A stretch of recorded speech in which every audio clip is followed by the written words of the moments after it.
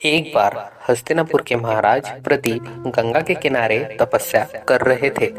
उनके रूप सौंदर्य से मोहित होकर देवी गंगा उनकी दाहिनी जांघ पर आकर बैठ गई। महाराज यह देखकर आश्चर्य में पड़ गए। तब गंगा ने कहा, हे राजन, मैं जहश्नु ऋषि की पुत्री गंगा हूँ और आपसे विवाह करने की अभिलाषा लेकर आपके पास आई हूँ। इस पर महाराज प्रदीप बोले, गंगे, तुम मेरी दाहिनी जांघ पर बैठी हो। पत्नी को तो वामंगी होना चाहिए। दाहिनी जांघ तो पुत्र का प्रतीक है, अतः मैं तुम्हें अपने पुत्रवधू के रूप में स्वीकार करता हूँ। यह सुनकर गंगा वहां से चली गई। अब महाराज प्रदीप ने पुत्र प्राप्ति के लिए घोर तप करना आरंभ कर दिया।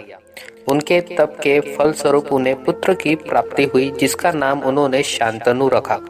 शांतनु के युवा होने पर उसे गंगा के साथ विवाह करने का आदेश दे महाराज प्रदीप स्वर्ग चले गए। पिता के आदेश का पालन करने के लिए शांतनु ने गंगा के पास जाकर उनसे विवाह करने के लिए निवेदन किया।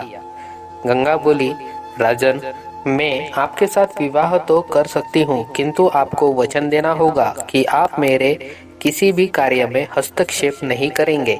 शांतनु ने गंगा के कहे अनुसार वचन देकर उनसे विवाह कर लिया। गंगा के गर्भ से महाराज शांतनु के 8 पुत्र हुए, जिनमें से 7 को गंगा ने नदी में ले जाकर बहा दिया और अपने दिए हुए वचन में बंधे होने के कारण महाराज शांतनु कुछ न बोल सके।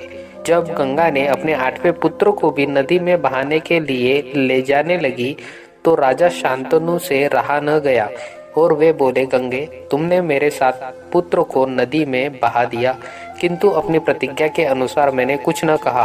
अब तुम मेरे इस 8वें पुत्र को भी बहाने जा रही हो।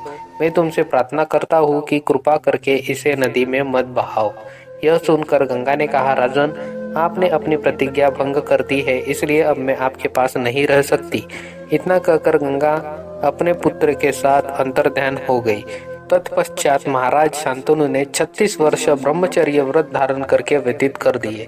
फिर एक दिन उन्होंने गंगा के किनारे जाकर गंगा से कहा, गंगे, आज मेरी इच्छा उस बालक को देखने की हो रही है जिसे तुम अपने साथ ले गई थी। गंगा एक सुंदर स्त्री के रूप में उस बालक के साथ प्रकट हो गई और बोली, राजन, यह आपका पुत्र है तथा इसका नाम देवव्रत है।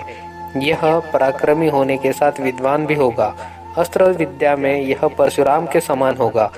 महाराज शांतनु अपने पुत्र देवव्रत को पाकर अत्यंत प्रसन्न हुए और उसे अपने साथ हस्तिनापुर लाकर युवराज घोषित कर दिया। एक दिन महाराज शांतनु यमुना के तट पर घूम रहे थे कि उन्हें नदी में नाव चलाते हुए एक सुंदर कन्या दिखाई दी। उसके अंग अंग से सुगंध निकल रही थी। महाराज ने उस कन्या से पूछा, हे देवी, तुम कौन हो?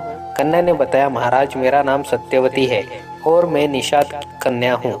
महाराज उसके रूप यौवन पर रिझ कर तत्काल उसके पिता के पास पहुँचे और सत्यवती के साथ विवाह करने का प्रस्ताव किया। इस पर धीवर बोला, राजन, मुझे अपनी कन्या का आपके साथ विवाह करने में कोई आपत्ति नहीं है, परंतु आपको मेरी कन्या के गर्भ से उत्पन्न पुत्र को ही अपने राज्य का उत्तराधिकारी बनाना होगा। निषाद के इन वचनों को सुनकर महाराज शांतनु चुपचाप हस्तिनापुर लौट गए। सत्यवती के वियोग में महाराज शांतनु व्याकुल रहने लगे। उनका शरीर दुर्बल होने लगा। महाराज की इस दशा को देखकर देवव्रत को बड़ी चिंता हुई। जब उन्होंने मंत्रियों के द्वारा पिता की इस प्रकार की दशा होने का कारण ज्ञात हुआ तो वे तत्काल समस्त मंत्रियों के साथ निषाद के घर जा पहुंचे और उन्होंने निषाद से कहा, हे निषाद, आप सहर्ष अपनी पुत्री सत्यवती का विवाह मेरे पिता शांतनु के साथ कर दें। मैं आपको वचन देता हूँ कि आपकी पुत्री के गर्भ से जो बालक जन्म लेगा वही राज्य का उत्तराधिकारी होगा। कालांतर में मेरी कोई संतान आपकी पुत्री के संतान का अधिकार छीन न पाए, इस कारण से मैं प्रतिज्ञा करता हूँ कि मैं आज जन्म अविवाहित रहूंगा। उनकी इस प्रतिज्ञा को सुनकर निषाद ने हाथ जोड़कर कहा, हे देवव्रत, आपकी यह प्रतिज्ञा अभूतपूर्व है। इतना कहकर निषाद ने तत्काल अपनी पुत्र सत्यवती को देवव्रत तथा उनके मंत्रियों के साथ हस्तिनापुर भेज दिया।